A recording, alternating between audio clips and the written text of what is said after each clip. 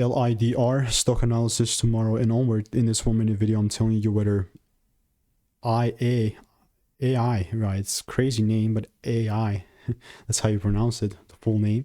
It's 28% up. LIDR, LIDR. In general, like, it really was like a dilemma where the price, in between whether the price is going to break the highs or the lows, and we finally started breaking the highs, so that's the bullish direction right now.